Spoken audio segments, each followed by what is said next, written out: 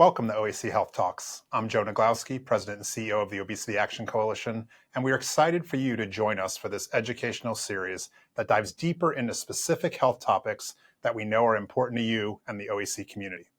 Health Talks are designed to empower you while providing straightforward, practical answers and insight from trusted experts. So let's dive into today's topic.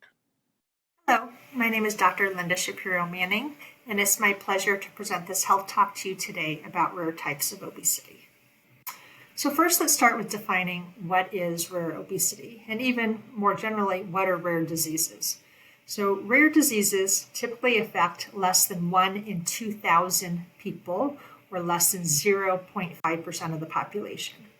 In the U.S., that would equate to less than 200,000 people in the U.S. being affected by a certain rare disease. When we think about rare obesity, sometimes it's helpful to describe it with the differences and similarities compared to general or more common obesity. So what makes rare diseases different is the very small number of people that are affected, because they are, of course, rare diseases. And as well, what causes these rare diseases are specific, rare, identifiable biologic causes, such as genetic variations or other causes that are, again, rare. What makes it similar to general or common obesity is the obesity itself associated with excess body weight, specifically of adipose or fat tissue, and the consequences that are associated with that, including stigma and bias, and all the negative impacts on health, well-being, and quality of life. So now that we've defined what is rare obesity, why is it important to know about it? And there's multiple benefits for having the proper diagnosis of rare obesity, including for children and adults, as well as for the families of those affected. Some of those benefits include having individualized treatment plans that can be very specific and unique to the specific type of rare obesity, including some novel and emerging treatment options that we'll touch on. Additionally, having a diagnosis of a rare obesity helps to improve the understanding of that disease for both the healthcare professional and the patient and the family affected to better address the short and the long-term health needs associated with that specific rare disease. And there's additional support opportunities that are available specifically for patients as well as their family and other family members and loved ones for patients who have specific rare diseases. So today we're going to touch on a few types of rare obesity. We'll start with talking about hypothalamic obesity, which is also oftentimes referred to as HO. Then we'll go into a couple types of genetic obesity syndromes. Specifically, we'll discuss Prader-Willi syndrome and Bardet-Biedl syndrome. And then we'll also talk about melanocortin deficiency obesity, oftentimes referred to as POMC. So let's start with hypothalamic obesity, or HO. So who develops HO? Individuals can develop hypothalamic obesity, or HO, at any time in their life after having an injury to the hypothalamus. The hypothalamus is a part of the brain, and the injury to the hypothalamus can occur from a brain tumor or the treatment of that tumor, or it can also result from other types of traumas or injuries to the brain or the head. So what is the hypothalamus? The hypothalamus plays a very important job to regulate many body functions, including hunger and body weight, as well as other functions like thirst, the sleep-wake cycle, body temperature regulation, etc. And what's unique about hypothalamic obesity is typically there's an unremarkable pregnancy, childbirth, young child development. It just fits within the normal realms that we would see sort of every day, and until the injury occurs to the hypothalamus. Then the hypothalamus that was previously able to regulate many of these body functions loses its ability to regulate these functions, and then the resulting consequences occur. So where is the hypothalamus? The hypothalamus, you can see in this little image, is highlighted in green. It's located at the base of the brain, and it's just above the pituitary gland, which is the little brown, looks like an upside-down heart-shaped object just beneath the green. Because they're so close anatomically to each other, abnormalities in the hypothalamus can affect the pituitary gland, and abnormalities with the pituitary gland can affect the hypothalamus. The pituitary gland and its hormones are also play significant roles in regulations of many important functions.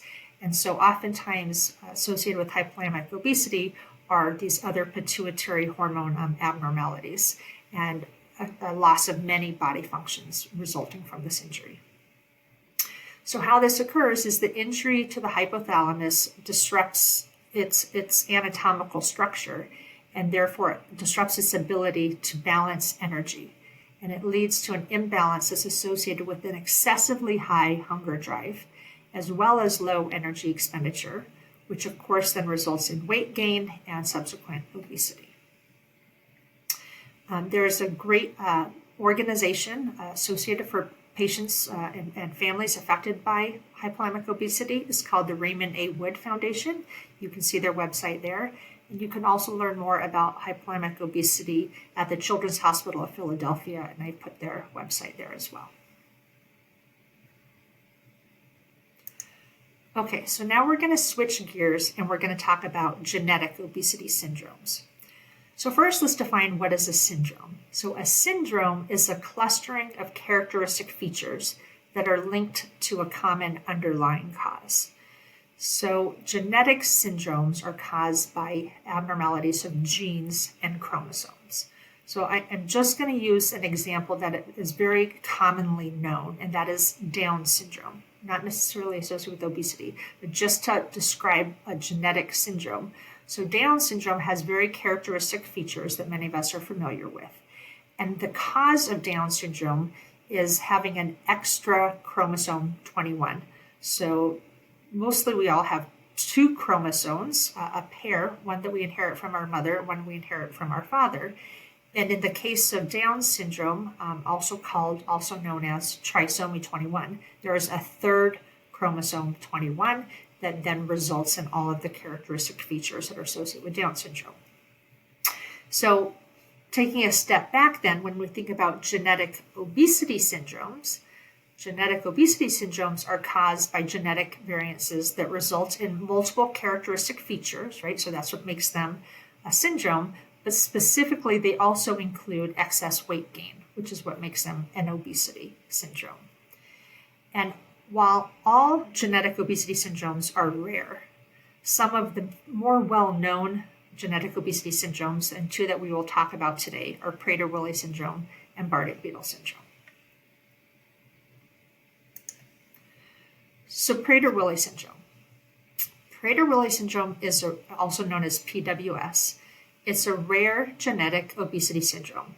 It's estimated to affect about 1 in 25,000 people, which is less than 20,000 people in the US. And around the whole world, it's approximately 350,000 people. So what is Prader-Willi syndrome? Prader-Willi syndrome is associated with obesity and a constant hunger drive, as well as other features that can include effects on growth and muscle, and also effects on the cognitive, behavioral, and sexual development. So what happens with Prader-Willi syndrome, or where does this occur? There can be a dysfunction of the hypothalamus, similar to hypothalamic obesity, but this is a genetic occurrence, so it's not due to an injury, it's due to genetics. It does include a dysregulation of the energy balance and appetite with this constant or excessive hunger, as well as other abnormalities associated with growth and development. How this is caused is believed to be understood that there are alterations on chromosome 15. And these alterations can cause babies to be born with low birth weight. So they're actually underweight at birth. And then that's followed by a rapid weight gain in young childhood and the development of obesity, but also all of the other characteristic features that I described associated with abnormalities in growth, muscle, cognitive, behavioral, and sexual development. This is one of the more common of the rare genetic obesity syndromes, and because of that, there are a few patient organizations and patient and family organizations. So there's the Prader-Willi Society of America, PWSA, USA, and there's also the Foundation for Prader-Willi Research. So I would recommend you to both of those websites if you would like to learn any more information about these Prader-Willi syndrome. Okay, next we're going to talk about another genetic obesity syndrome, and this one is called Bardet-Biedl syndrome, or BBS. So BBS is even more rare than Prader-Willi syndrome. In fact, it's called ultra-rare genetic obesity syndrome. It's estimated to affect 1 in 250,000 people, and therefore only about 3,000 people total in the US and Canada. What happens in Bardet-Biedl syndrome is oftentimes children are born with normal birth weight, and then thereafter they develop this excessive hunger, weight gain in childhood, and obesity in early childhood, and that continues throughout life. And in addition to the obesity and the weight gain, there are also effects on the eyes, the kidneys, the hands or the feet. Oftentimes children are born with extra fingers or toes. And similar to Prader-Willi syndrome, there can also be disturbances in cognitive, behavioral, and sexual development. So the cause of Bardet-Biedl syndrome, it's been associated with more than 20 different genes or genetic variants. And what they have in common is all of these genes or genetic variances impact how certain cells that are called cilia function. And cilia have functions throughout the body, including, of course, in the eyes, kidneys, hands, feet, in the hypothalamus, and these cause the characteristic features of the syndrome. Because of the impacts on the eyes and the kidneys, this is one of the syndromes that is more easily recognizable and diagnosed. It's still not very easily recognizable, and it's certainly not commonly diagnosed. But there is a little bit more known about it, and there are a few foundations associated with Bardet-Biedl syndrome, including Bardet-Biedl.org and the BBS Foundation. So you can learn more about Bardet-Biedl syndrome at those websites as well. Okay, so then switching gears a little bit, we're going to now talk about melanocortin deficiency, oftentimes referred to as POMC. So this is genetic obesity, but it's not necessarily defined so much as a syndrome the way that Prader-Willi syndrome and Bardet-Biedl syndrome are. So what is POMC and who gets it? So POMC stands for pro-opiomelanocortin. There's your POMC, POMC deficiency. It is an ultra rare genetic cause of obesity that's estimated to affect less than 1,000 people total in the US. So what happens is there is a severe obesity that begins in infancy due to these constant feelings of hunger and this excessive food-seeking drive and feeding. We've talked about this with all of these conditions so far. This is also known as hyperphagia. So if you've heard that term hyperphagia, that's what this is. This is excessive, constant hunger and drive to eat and seeking out food and food-seeking behavior. That is the definition of hyperphagia. So where the abnormality occurs with POMC deficiency is within the hypothalamus, there is a certain neuron pathway called the melanocortin pathway, or the POMC pathway. And because of the genetic variances of the POMC gene, there is dysfunction of this pathway from birth.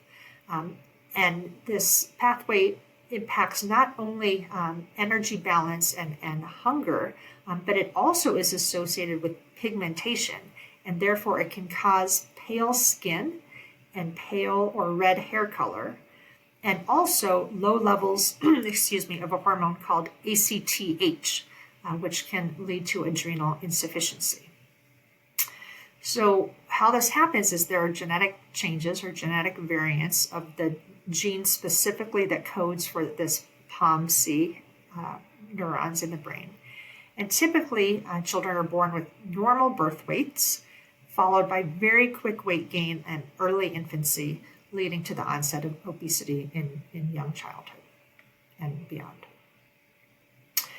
Because this is so ultra rare, less than 1,000 people in the US, it's not easy to find much information about this on the internet. The NIH, National Institutes of Health, does have some information about it, and the Rare Disease Foundation at rarediseases.org also provides a little bit of information about this, and you can check out those websites to learn more. Okay, so now that we've covered these 4 types of rare obesities, let's talk about some of the current and potential future treatment options. So currently, hypothalamic obesity, there is not a treatment for it. However, there are multiple molecules being investigated in clinical trials specifically for hypothalamic obesity. And as the phase of the trial, the phase number gets higher, it means that there's more and more data that's been generated, and it's getting closer and closer to being submitted to the FDA for approval. So, and to that point, you can see in the phase 1 and phase 2 trial, these molecules are so early in development, they don't even have a name. They still just have chemical numbers to them. Phase 3 trial is setmelanotide. We're going to talk about that in a minute. There's a phase 3 program with setmelanotide and hypothalamic obesity. The data should be coming out soon. And there's a phase 4 trial, which means after approval of tirzepatide, which is, as we know, currently approved for the treatment of general obesity and diabetes. There's a trial ongoing with tirzepatide evaluating both hypothalamic obesity and Prader-Willi syndrome. When we look at what's actually approved, if we shift gears, actually there's a brand new medication just approved in March for Prader-Willi syndrome. It's called Vykat, and it is FDA approved now for the treatment of hyperphagia, like we talked about, that constant or excessive hunger, in adults and pediatric patients down to the age of 4 for Prader-Willi syndrome. So this is a breakthrough finally to have a treatment for Prader-Willi syndrome, and it's nice timing when we're recording this that this was just approved just in March.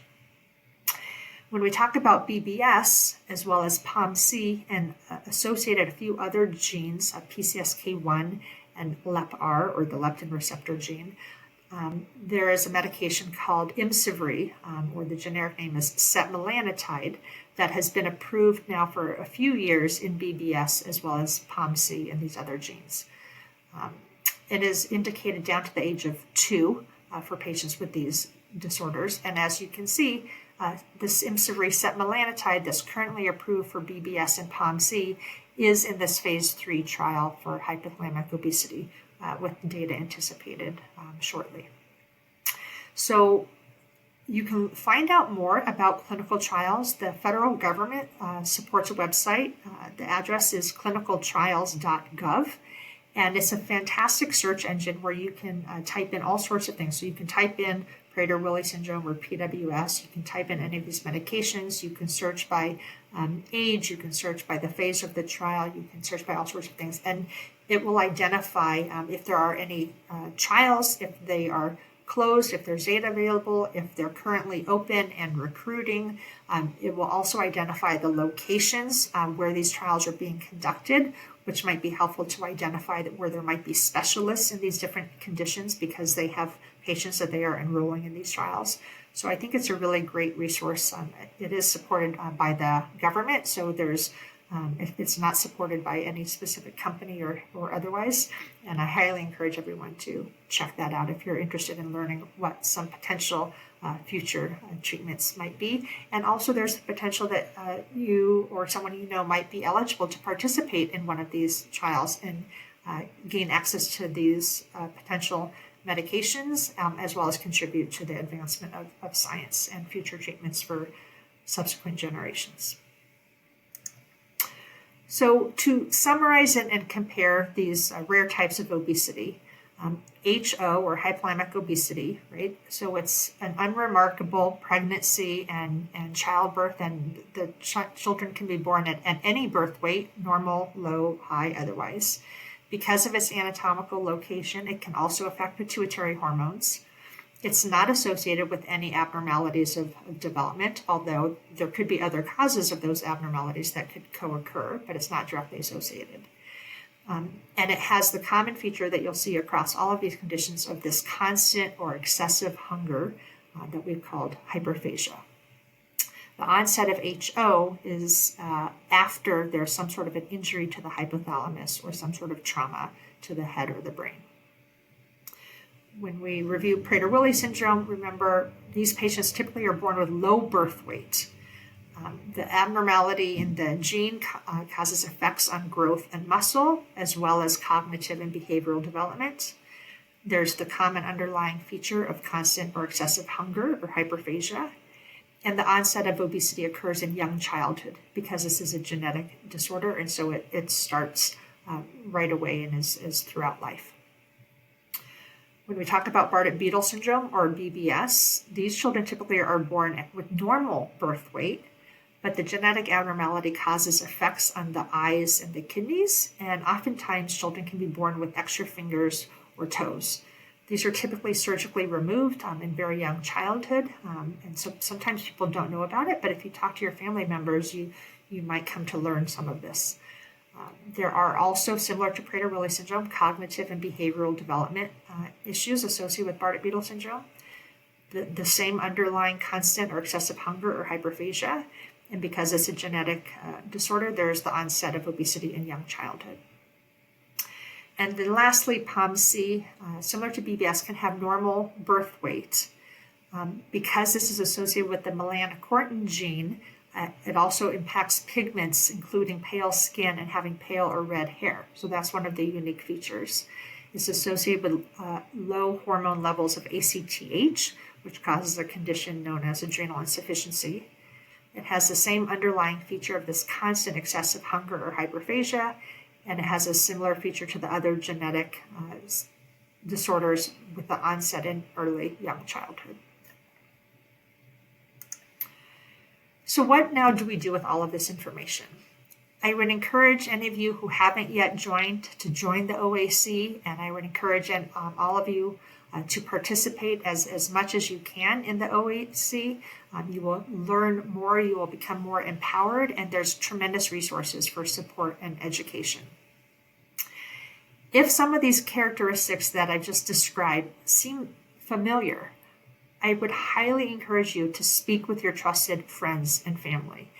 Ask more about early childhood development. If you are an adult or a teen, or you know someone who is, go back and see if any of those features stand out from early child development onward. If any of these things do stand out, I strongly encourage you to consult a healthcare professional. Now, because these conditions are so rare, most general clinicians don't necessarily know about these, know how to test for these or otherwise, but they can potentially provide referrals, or you yourself could potentially self-refer, typically to academic or university medical centers or other specialists specialized in obesity or specialized in rare genetic or neuroendocrine disorders. Those specialists will likely do some sort of testing. If it's a genetic condition, they can do a blood test or other ways of collecting genetic material and send it off for identification. For hypothalamic obesity, sometimes they can do imaging studies, such as an MRI of the brain, looking for these types of abnormalities. And based on the results, they can make further referrals, and they can provide resources or potentially recommend treatments or recommend you to people or institutions that can provide treatment.